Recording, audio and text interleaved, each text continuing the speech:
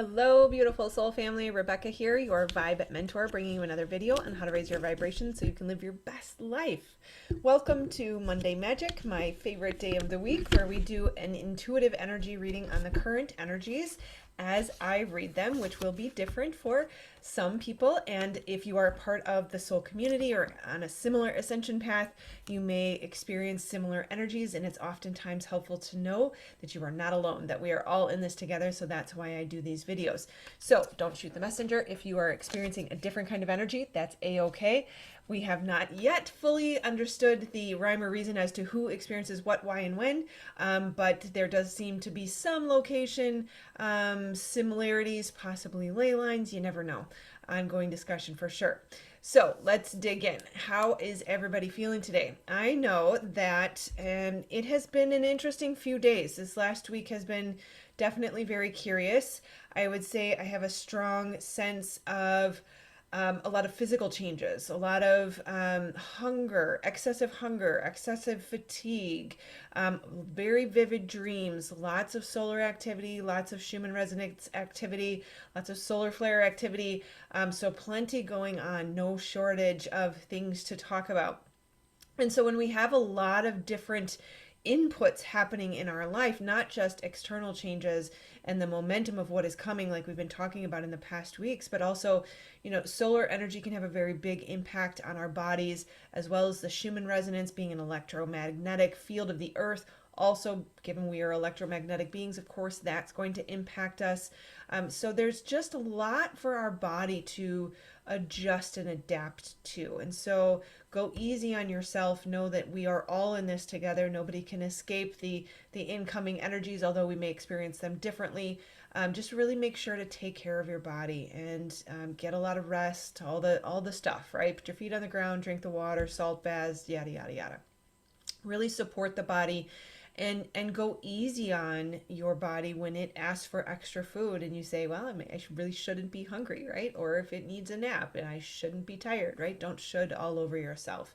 So know that the body and even the mind can feel a sense of overwhelm, that it can feel like stress or pressure when we have this sense of something's coming, things are shifting and changing. Our body feels the input of whatever this is, it's coming at us from all these different angles.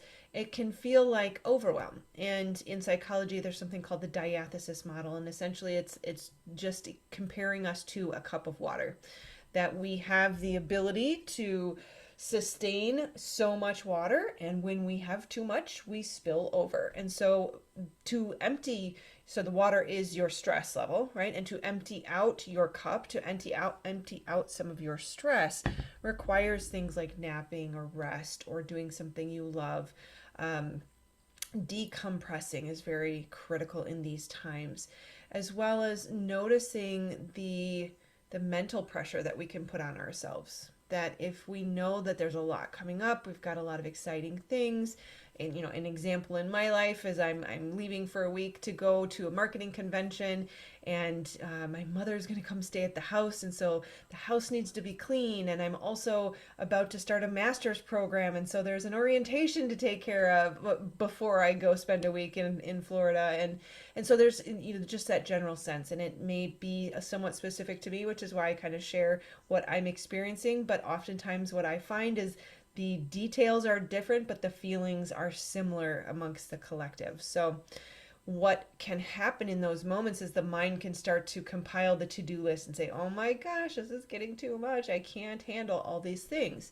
And that's where we have to notice, get out of our head and into our body and reframe the perspective that what needs to be done will be done. What doesn't need to be done will fall away, and that will be okay. Period. And just sitting in that stillness, notice the release in that. That it's okay. That whatever the mind wants to tell you or society wants to tell you needs to happen in X amount of time is an illusion. And that it is up to us to either continue to pressure ourselves around these things or to relieve the pressure and say, it's all happening perfectly, just as it should. And we can start to consciously pull back from the feeling of stress and pressure and overwhelm, and rest back into the excitement of what's to come, the curiosity of how this will work out, the openness and the willingness when we rest and trust and rest, when we sit in rest and trust how it works out is going to work perfectly no matter what, then it allows us to invite in the miracles. It allows us to shift out of the resistant masculine fight or flight state and into the receiving feminine allowing state. And it allows us to see how magically things always work themselves out. That somehow an appointment cancels, or an extra hand happens to show up to clean your house, or whatever it might be. That there's always support available for us when we choose to shift back into the manifesting from rest state. So ask for perspective shifts if you need help with that. You can ask the divine. Remain as king when you are asking a question, and ask the divine, how can I see this differently? Where can I unload some of this pressure? How can I put down some of this expectation? And know that this is all internal work. That we have 6 planets retrograde right now, and it can feel like a lot of intensity, but it's all internal. Most of it's internal. Very little of it is actual external pressure, that this is a time for internal work. So just focus on cultivating that healthy state of mind, body, and soul through active rest, which means listening for the guidance and taking that guidance, but not putting so much pressure on yourself that you're consistently doing and not taking the time to just be. That we get our guidance and we receive our miracles from that state of rest. And then we go out and take the divinely guided action and come back to the place of rest. Stay in curiosity. Take time to sort of sit back in your seat of your soul, right? To rest back into the body and say, geez, I wonder how that's going to work out for me. Because life is always happening for me and not to me. So, oh yes, the image of a caterpillar came to mind. That when a caterpillar is in the chrysalis, it literally turns into mush. And we often hear the analogy of how we are, a caterpillar in these states of transition. But the guidance felt as if it was saying, we're no longer that mush state anymore. That we're in this phase of spreading our wings while still in the chrysalis, right? It's a bit painful to press against this hard external structure that has kept us safe for so long, but we're starting to break out of it now. And it's that painful part of our wings having to push against the chrysalis to be strong enough to fly. That if you were to break open the chrysalis for the butterfly to try to help him, you actually would hurt him. That in these moments we are strengthening our muscles and we're becoming strong enough for the dreams that we are manifesting.